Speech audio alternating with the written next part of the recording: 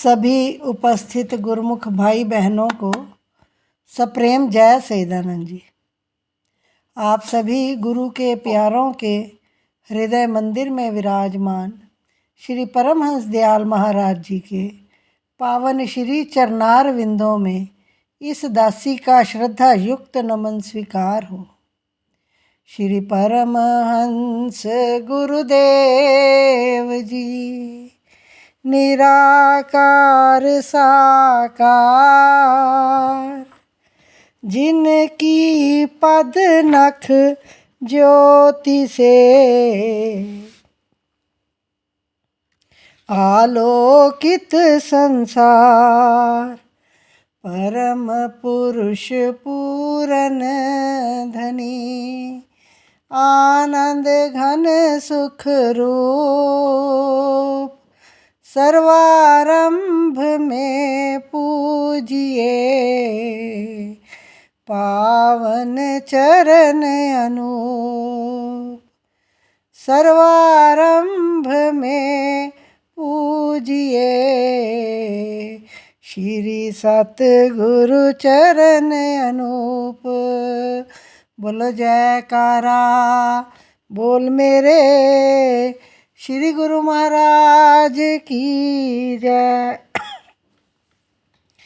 विचारवान गुरुमुख भाई बहनों, महापुरुषों के वचन हैं, सब कोई वणजे खार खल, हीरा कोई न ले, हीरा लेगा जौहरी,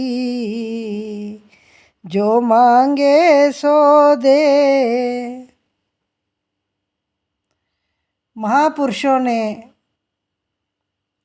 हम सब जीवों को उदाहरण देकर समझाया है कि सारी दुनिया खार खल का व्यापार कर रही है। खार खल का अर्थ है कि विषय विकार, सांसारिक कार्य व्यवहार और जिनका कोई मोल नहीं है, ऐसे काम करते हैं। आम वस्तु जो तुच्छ काम है उनके पीछे लगे हुए हैं। फरमाते हैं कि सारी दुनिया खार खल का व्यापार कर रही है, पर हीरा जौहरी लेता है। हीरे की परख जौहरी कर सकता है। जौहरी कोई विरला विरला होता है। जौहरी हीरे का व्यापार हर कोई नहीं कर सकता, क्योंकि ये कीमती होता है और हर कोई इसकी परख नहीं कर सकता, इसे खरीद भी नहीं सकता। और जो पारखू होता है वो हीरे की जितनी कीमत मांगे उतनी कीमत दे देता है। ये प्रमाण देकर महापुरुष हमें समझाते हैं। अर्थात आम दुनिया इंद्रिय विषय भोगों में, मायावी पदार्थों में, विषय विकारों में हर समय लगे रहते हैं और इन्हीं की लगन आम इंसान को लगी हुई है। इसीलिए वो अशांत, दुखी, हर समय कल्पना में फंसा रहता है।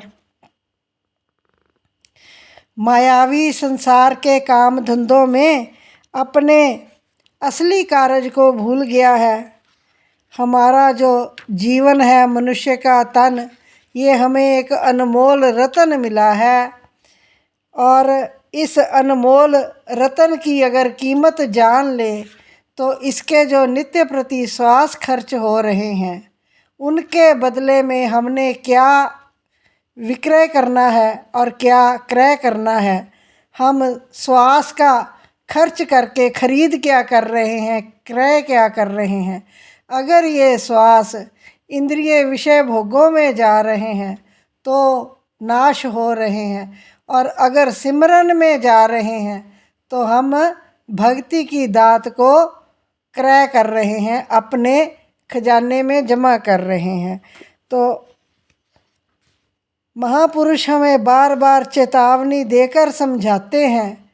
इंसान तो सोचता है कि सांसारिक कार्य व्यवहार में मुझे संतुष्टि मिल जाती है, संतुष्टि मिल जाएगी या मिल रही है, पर महापुरुष फरमाते हैं कि ये मीठे फल जहर भरे हैं, सुख थोड़ा और विपद घनेरी। इन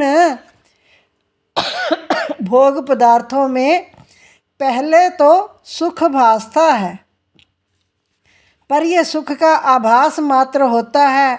थोड़ा सा सुख और बहुत ज़्यादा इनमें पीछे दुख भरा रहता है। विष जो है, जहर जो है, वो इंसान की प्राणों का हरण एक बार में कर लेता है पर विषय विकार जो हैं वो नित्य प्रति बार बार इसको मारना और जन्मना पड़ता है विषय विकारों में फंसकर इंसान को, क्योंकि नित्य प्रति का जन्मना मरना 84 लाख योनियों में जाना पड़ता है अगर विषय विकारों में ही इंसान गलतान रहता है। मनुष्य का इतना अनमोल तन पाकर भी अगर हम नहीं जागे, अगर हमने जागृति हासिल नहीं की, महापुरुषों के वचनों का पालन नहीं किया, तो समय तो रेत की भांति हाथ से फिसलता जा रहा है। ये दोबारा हाथ में आने का नहीं है। हमारे सतगुरु देवदाता दीनदयाल जी हम पर कितनी कृपा फरमा रहे हैं।